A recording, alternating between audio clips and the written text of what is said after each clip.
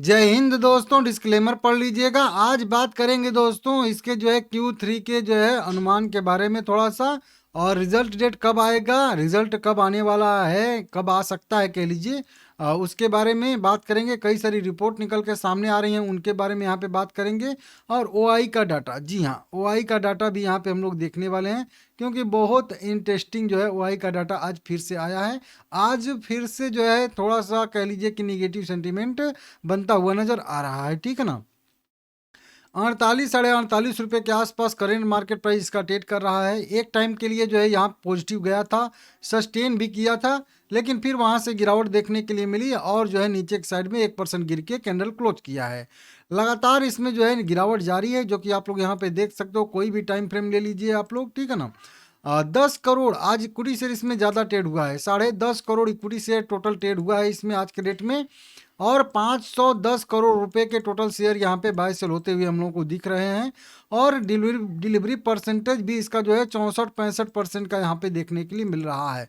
तो लोग long term के लिए खरीद रहे हैं, डिलीवरी में बाइंग हो रही है अच्छी खासी, लेकिन फिर भी जो है वो मोमेंटम जो चाहिए वो नहीं हो पा रहा है। 10 करोड़ इक्विटी शेयर ट्रेड होने के बावजूद भी, अच्छा खासा वॉल्यूम होने के बावजूद भी शेयर गिर के ही ट्रेड किया है। मतलब सीधा सीधा सप्लाई इसमें जारी है, सप्लाई की वजह से शेयर लगातार गिर रहा है, और बाकी जो है कॉल राइटिंग की वजह से भी गिर रहा है, ठीक है ना।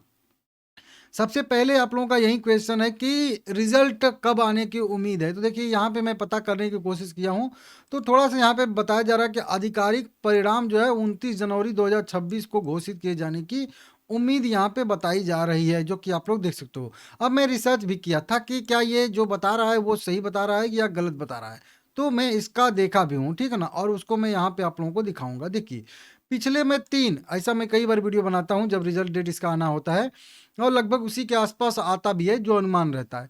अब पिछले 3 जो है दिसंबर का मैं अपडेट लेके आया हूँ कि कब कब रिजल्ट इसका आया था, ठीक है ना। 28 जनवरी 2025 में रिजल्ट इसका आया था। मतलब पिछला वाला जो रिजल्ट इसका है वो 28 जनवरी को ही आया था। तो ये वाला भी 25 में आया था, तो 26 में भी हो सकता है, 28 जनवरी के आसपास भी आए। अब 24 की बात करेंगे तो 24 में भी 31 जनवरी को ही आया था। मतलब पिछले 2 साल से अगर देखेंगे तो जो जनवरी वाला महीना रहता है उसके लास्ट वीक में आता है। मतलब 28 या 30 31 कह लीजिए, वो एक सब एक ही में हुआ ना। तो 31 जनवरी को 24 में आया था और 28 जनवरी को आया था 25 में। तो ये उम्मीद लग रही है कि शायद से 29 जनवरी के आसपास इसका रिजल्ट आ सकता है। उसके बाद अगर 23 की बात करेंगे, 2-3 साल पहले जाएंगे अगर हम लोग, तो 9 फरवरी के आसपास इसका रिजल्ट आया था। समझ रहे हो आप लोग। तो ये अब चलिए 9 फरवरी को आएगा तो लास्ट ही मतलब रिजल्ट डेट हो गया। 14 तारीख तो लास्ट ही हो जाता है। अब 28 या 29 देखेंगे हम लोग, तो लगभग एक हफ्ते पहले रिजल्ट का अनाउंसमेंट भी कंपनी करेगी। तो एक हफ्ते अगर पहले अनाउंसमेंट करेगी तो मान के चलिए कि अगले हफ्ते में इसका रिजल्ट डेट अनाउंस होगा, क्योंकि अब 2 ही हफ्ता बचा है, ठीक है ना। अब ये वाला हफ्ता समाप्त हो चुका है, 19 से लेकर 23 वाला एक हफ्ता, और 26 से लेकर 30 वाला दूसरा हफ्ता। तो इसी 26 से लेकर 30 वाले हफ्ते में इसका रिजल्ट आने की संभावना है।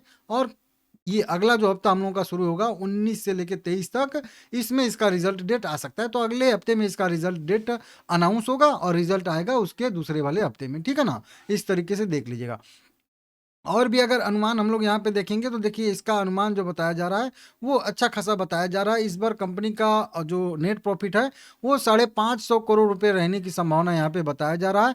एबिटा की बात करेंगे तो वो भी 600 करोड़ से लेके जो है यहाँ पे 700 करोड़ रुपए के आसपास का रहने वाला है। और रेवेन्यू भी बात करेंगे तो अच्छा खासा रेवेन्यू यहाँ पे तो कम ही बता रहा है, लेकिन और भी कई सारे ब्रोकरेज रिपोर्ट आई हैं, उनको अगर हम लोग देखेंगे तो अच्छा खासा जो है वो अनुमान बता रहे हैं। जैसे कि यहाँ पे देखेंगे हम लोग तो इसमें भी एबिटा में 12% की बढ़ोतरी देखने के लिए मिल सकती है। सॉरी, इसमें नहीं, सुजलोन का देखना है यहाँ पे, ठीक है ना। तो सुजलोन का यहीं पे मैं लगा के भी रखा था, गड़बड़ है यहाँ पे। 34% की वृद्धि जो है राजस्व में देखने के लिए मिल सकती है। 40% की वृद्धि जो है पैट में देखने के लिए मिल सकती है इसमें। और लगभग एबिटा कह लीजिए उसमें 500, हाँ, प्रॉफिट की बात करेंगे तो यहाँ पे 543 करोड़ के आसपास की वृद्धि देखने के लिए मिल सकती है। तो इस तरीके से यहाँ पे बताया जा रहा है, और इसी का मैं यहाँ पे ओपन करके आप लोगों को बता रहा था। कि यहाँ पे जो अपडेट आ रहा है उसकी वजह से कंपनी बता रही है कि यहाँ पे कंपनी का बताया जा रहा है कि 4,500 करोड़ के आसपास का राजस्व रह सकता है और 831 करोड़ रुपए का EBITDA रह सकता है, ऑपरेटिंग प्रॉफिट इसको कह लीजिए, और 500 करोड़ से लेकर 550 करोड़ के आसपास का इसका जो है इस बार नेट प्रॉफिट रह सकता है। इसी तरीके से जेम फाइनेंशियल की भी रिपोर्ट आई थी, वो भी मैं आप लोगों को कल वाली वीडियो में बताया था, उसमें भी यही अनुमान लगाया जा रहा है 550 करोड़ के आसपास के नेट प्रॉफिट का। ठीक है ना, तो इस तरीके से हैं, आप लोग ध्यान दीजिएगा, अगले हफ्ते में इसका रिजल्ट डेट अनाउंस होगा, ऐसी संभावना है। अब मेन चीज आते हैं हम लोग अपने जो है ओआई पे कि ओपन इंटरेस्ट का क्या यहाँ पे मैटर दिख रहा है। तो देखिए मैं आप लोगों को सीधा सीधा बता दूं कि कॉल राइटर तो अभी भी हावी हैं, यहाँ पे देख ही रहे हो आप लोग, इतना जल्दी ये भागेंगे नहीं, क्योंकि जब तक उनके लेवल के ऊपर नहीं जाएगा तब तक क्यों छोड़ेंगे अपना कवर किया हुआ। अब सबसे ज़्यादा अगर देखेंगे फिलहाल में जो है कॉल राइटिंग जो हो रही है वो 50 के लेवल पे भी हो रही है, समझ रहे हो आप लोग। दो यहाँ पे 2 करोड़ के आसपास ओआई जो है अब कॉल राइटिंग जो है वो अब 50 पे हो चुकी है। मतलब अब जो 51 52 53 पे जो रेजिस्टेंस था, अब वो रेजिस्टेंस बिल्कुल 50 पे आ चुका है। मतलब अब 50 भी ब्रेक होना मतलब मुश्किल है।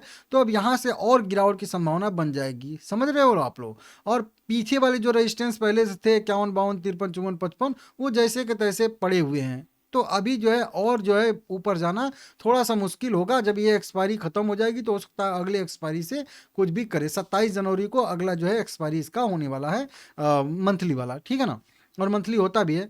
अब देखिए चेंज की बात करेंगे तो चेंज में सब कुछ डाटा दिखता है, चेंज ही देखना चाहिए खास करके, ठीक है ना।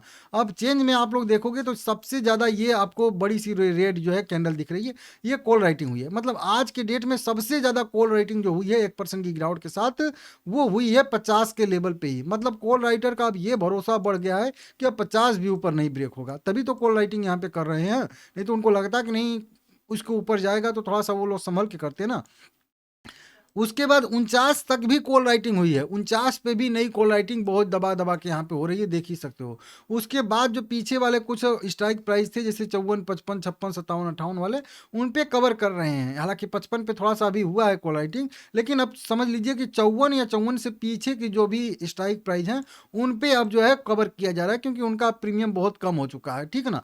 अब वो वाले उठ के जो है यहाँ पे ये 4 कैंडल आप लोग देख सकते हो जो मैं यहाँ पे बता रहा हूँ आप लोगों को, 49 पे 50 पे जो थोड़ा सा अग्रेसिव है, 49 50 पे हैं। थोड़ा सा जो सेफ्टी वाले हैं वो 52 और 53 पे यहाँ पे नई कॉल राइटिंग कर रहे हैं। बाकी पीछे सभी लोग यहाँ पे कवर कर रहे हैं। हालांकि ये मेन जो कुछ स्ट्राइक प्राइस हैं जैसे 55 राउंड फिगर लेवल आता है, 60 राउंड फिगर लेवल आता है, तो यहाँ पे थोड़ा सा जो है हेजिंग के थ्रू किया जा रहा है, हेजिंग के लिए किया जा रहा है, क्योंकि अचानक से अगर कुछ हुआ तो फिर वो जो है संभालेगा उन लोगों को, ठीक है ना। तो इस तरीके से यहाँ पे आ रहा है। अभी कॉल राइटिंग आप समझिए कि कॉल राइटिंग कहीं हो ही नहीं रही है, केवल 47 पे थोड़ी सी कॉल राइटिंग हो रही है, समझ रहे हो आप लोग। सॉरी, पुट राइटिंग यहाँ पे तो अभी पुट राइटिंग बहुत कम हो रही है। ये वाले पॉइंट पे पुट राइटिंग थोड़ी सी हो रही है, और यहाँ पे थोड़ी सी 42 पे जाके लोग रहे हैं। अभी ये पीछे देखोगे तो सारे के सारे स्ट्राइक प्राइस पे जो है पुट जो है वो कवर किए जा रहे हैं। मतलब समझ रहे हो कि लॉन्ग जो है वो अनवाइंडिंग हो रही है, वो लोग अपना कर रहे हैं, ठीक है ना। और यहाँ पे तो कॉल राइटिंग दबा के हो ही रही है। तो इस तरीके से थोड़ा सा दबाव में शेयर अभी भी रहेगा, जो कि चार्ट बता भी रहा था, और मैं आप लोगों को तो पहले से ही बता रहा था कि अभी थोड़ा सा दिक्कत रहेगा, दबाव रहेगा। तो अब जो है मेन कह लीजिए कि रेजिस्टेंस लेवल जो है अभी के लिए तो 50 ही बन जाएगा। अब तो सबसे पहले इसको 50 ब्रेक करना पड़ेगा, उसके बाद फिर 52 का नंबर आएगा, समझ रहे हो आप लोग। और यहाँ पे देखिए 4 दिन से सस्टेन भी कर रहा है उसी 50 के नीचे, समझ रहे हो। मतलब उधर जो दिखा रहा है वाई का डाटा वो गलत नहीं दिखा रहा है, सही दिखा रहा है, ठीक है। तो देख लीजिएगा आप लोग, अभी भी इसमें दबाव की संभावना बनी रहेगी।